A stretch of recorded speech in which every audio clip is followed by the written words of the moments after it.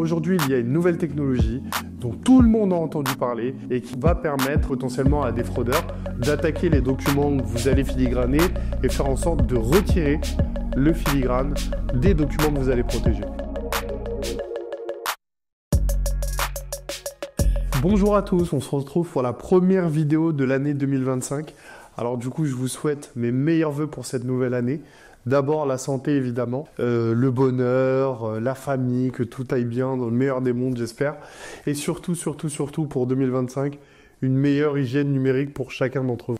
Alors cette année, j'ai décidé de faire une première vidéo en réponse à la toute première vidéo que je vous ai faite et qui était une vidéo sur le filigrane. Pourquoi protège-t-on nos documents avec des filigranes? En fait, protéger un document avec un filigrane, c'est s'assurer que ce document ne pourra pas être utilisé par une tierce personne. Prenons un exemple. Je transmets un dossier de location dans le cadre d'une location d'appartement. C'est uniquement pour cet usage que je transmets ces documents.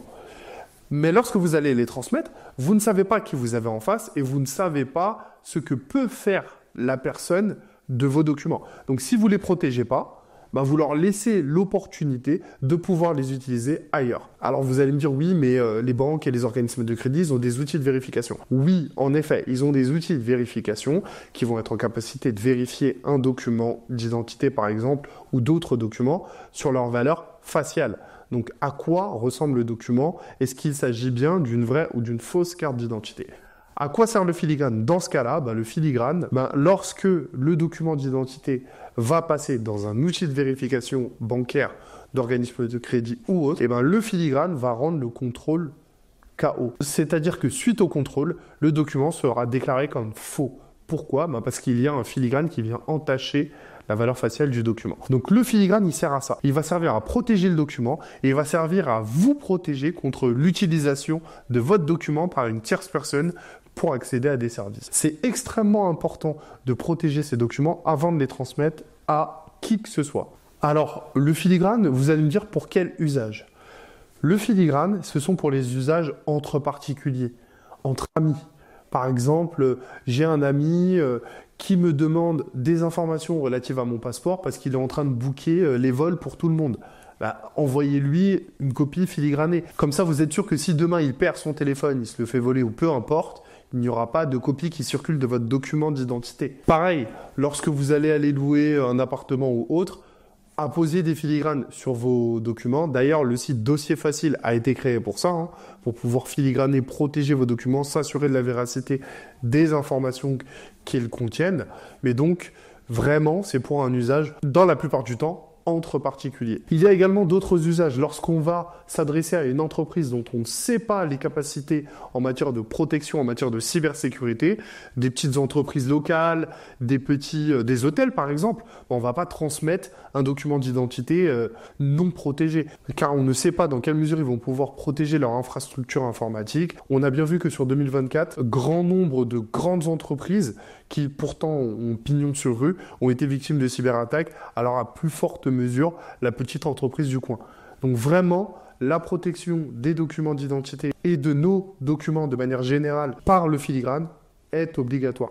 Il faut vraiment faire en sorte en 2025 de protéger ces documents avant de les envoyer. Aujourd'hui, il y a une nouvelle technologie dont tout le monde a entendu parler, qui est l'IA et qui donc va permettre potentiellement à des fraudeurs d'attaquer les documents que vous allez filigraner et faire en sorte de retirer le filigrane des documents que vous allez protéger. Alors chez ID Protect, comme vous le savez, on fait beaucoup de veille et grâce à un de nos partenaires, d'ailleurs je remercie Sébastien et Juliette qui nous ont alertés sur ce nouvel outil qui permet d'ôter les filigranes des photos et des PDF qu'on reçoit. Donc on nous a dit, Philippe, fais attention, puisqu'il existe maintenant un nouvel outil doté d'IA qui va réussir à retirer le filigrane ID Protect. Donc évidemment, on a réagi tout de suite. On a travaillé pendant plusieurs jours avec les équipes d'ID Protect pour pouvoir avoir un filigrane qui soit encore plus robuste que celui qu'on vous avait proposé à l'époque. Et donc, on l'a confronté à l'IA et ce nouvel outil qui est à disposition de tout un chacun d'ailleurs. Et vous retrouverez ce site-là dans la description de la vidéo.